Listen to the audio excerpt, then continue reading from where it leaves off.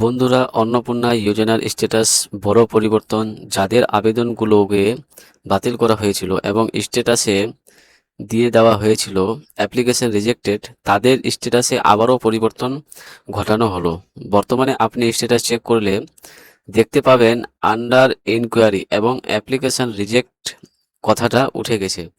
প্রত্যেকের যাদের ফর্মে বাতিল করে অ্যাপ্লিকেশন রিজেক্ট করা হয়েছিল প্রত্যেকেরই আন্ডার ইনকোয়ারি হয়ে গেছে।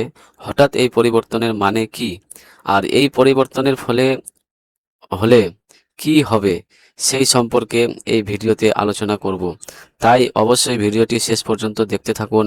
আর চ্যানেলে নতুন এসে থাকলে প্রতিনিয়ত গুরুত্বপূর্ণ ভিডিওর তথ্য পাওয়ার জন্য চ্যানেলটিকে সাবস্ক্রাইব করে পাশে থাকা নোটিফিকেশন বেল আইকনটি অল করে রাখবেন। ফেসবুক থেকে দেখে থাকলে অবশ্যই পেজটিকে ফলো করে রাখবেন। দেখুন, অন্নপূর্ণা যোজনায় বেশিরভাগ যারা টাকা পাননি তাদের আবেদনপত্রগুলোকে বাতিল করা হয়েছিল এবং স্ট্যাটাসে লিখে দেওয়া হয়েছিল অ্যাপ্লিকেশন রিজেক্টেড। আর এই নিয়ে একটা সমস্যা তৈরি হয়েছিল।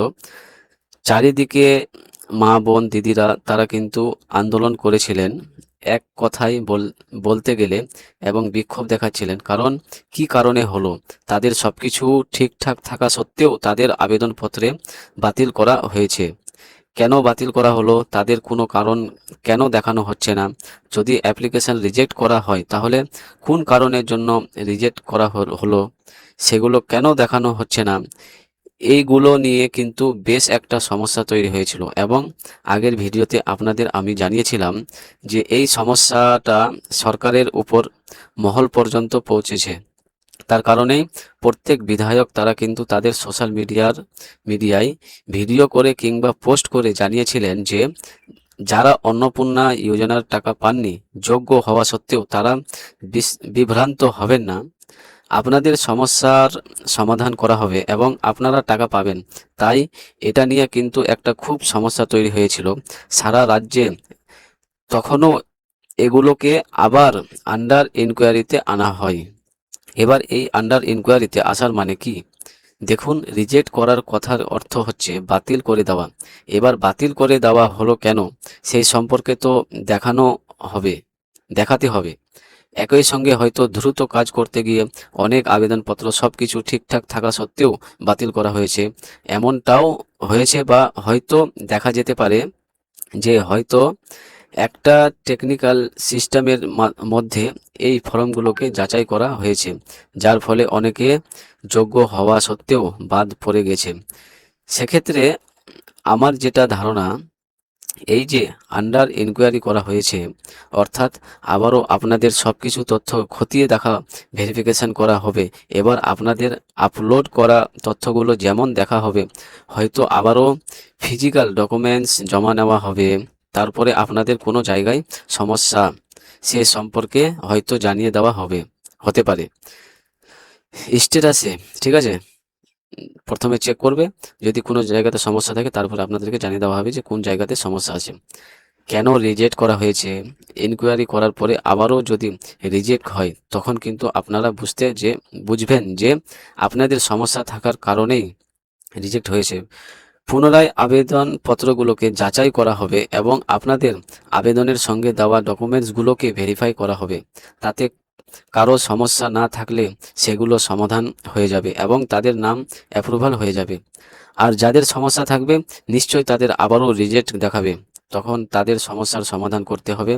তো ফিজিক্যালি গ্রাম পঞ্চায়েত, ব্লক কিংবা পৌরসভাতে আবার ডকুমেন্টস চাওয়া হবে, হয়তোবা চাওয়া হবে কিনা সেই নোটিশের দিকে আমরা নজর রাখবো, অবশ্যই আপনাদের জানাবো সেই সম্পর্কে।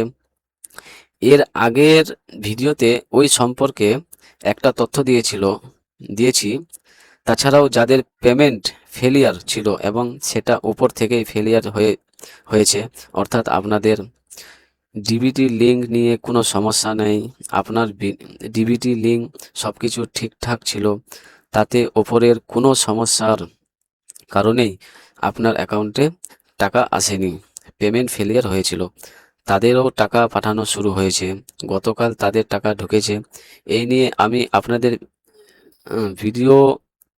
ভিডিও দিয়েছি। তো এই প্রসেসটা চালু রাখা উচিত, আমি যেটা মনে করি, বা আমার সঙ্গে আপনারাও একমত হবেন যে একদিন হয়তো সরকারের পক্ষ থেকে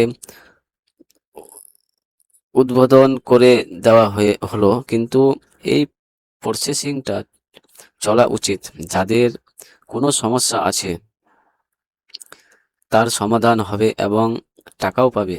মাসে একবার করে টাকা ছাড়লে সেক্ষেত্রে হয়তো যারা টাকা পাচ্ছেন না, তাদের মনের মধ্যে একটা অসন্তুষ্টি অসন্তোষ তৈরি হচ্ছে।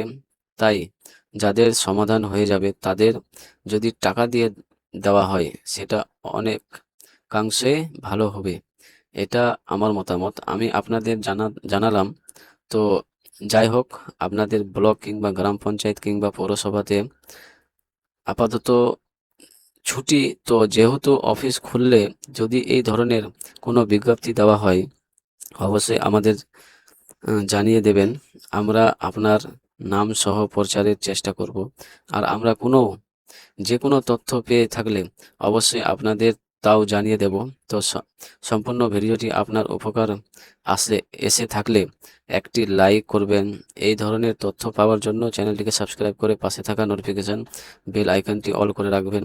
ফেসবুক থেকে দেখলে পেজটিকে ফলো করে রাখতে ভুলবেন না। ভালো থাকবেন, সুস্থ থাকবেন।